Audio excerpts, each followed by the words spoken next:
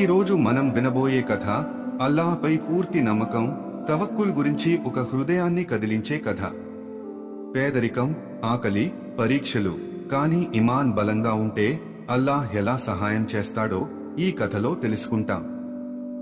ఈ వీడియో మీకు ఇష్టమైతే లైక్ చేయండి, షేర్ చేసి మరికొంతమందికి చేరవేయండి. మరిన్ని ఇస్లామిక్ కథల కోసం సబ్స్క్రైబ్ చేయండి. సహోదరులారా, సహోదరీమణులారా, ఈ రోజు మనం వినబోయే కథ మన హృదయాన్ని తాకే కథ, మన ఇమాన్ను పరీక్షించే కథ.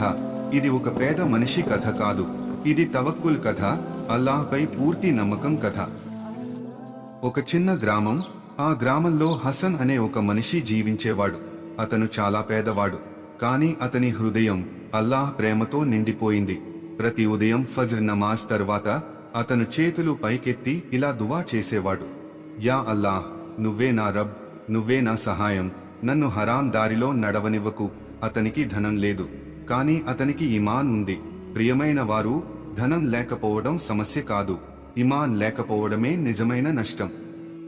ఒకరోజు హసన్ పనిచేసే దుకాణం మూసివేయబడింది. అతను ఇంటికి వచ్చాడు.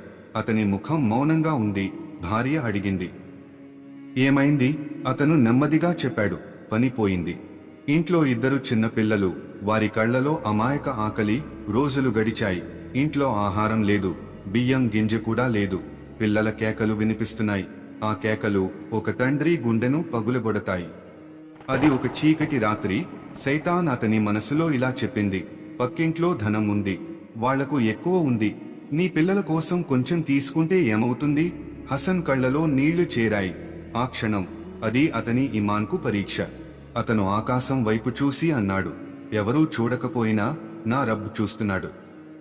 ప్రియమైన సోదరులారా, మనము ఒంటరిగా ఉన్నప్పుడు మన నిజమైన ఇమాన్ బయటపడుతుంది. హసన్ వుజూ చేసి నమాజ్లో నిలబడ్డాడు.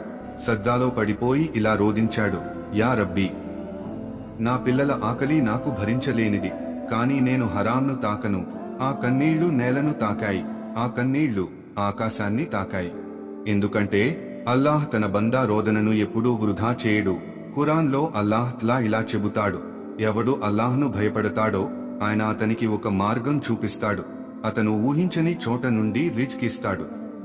మరుసటి రోజు గ్రామానికి ఒక ధనవంతుడు వచ్చాడు. అతను ఒక నిజాయితీగల మనిషిని వెతుకుతున్నాడు. గ్రామస్తులు ఒక్క మాట చెప్పారు: హసన్. ఆ ధనవంతుడు హసన్ ఇంటికి వచ్చాడు. అతని పరిస్థితి చూసి ఆశ్చర్యపోయాడు. నీకు ఇంత కష్టం ఉన్నా నువ్వు దొంగతనం చేయలేదా? హసన్ చిరునవ్వుతో చెప్పాడు: నాకు ఆకలి ఉంది, కానీ నా ఇమాన్ ఇంకా బలంగా ఉంది. ఆ ధనవంతుడు వెంటనే చెప్పాడు: ఇప్పటి నుంచి నువ్వు నా దగ్గర పని చేయాలి. అది సాధారణ ఉద్యోగం కాదు, గౌరవంతో కూడిన ఉద్యోగం. కొద్ది రోజుల్లో హసన్ ఇంట్లో ఆనందం తిరిగి వచ్చింది. పిల్లల నవ్వులు వినిపించాయి, భార్య కళ్లలో కృతజ్ఞత కన్నీళ్లు.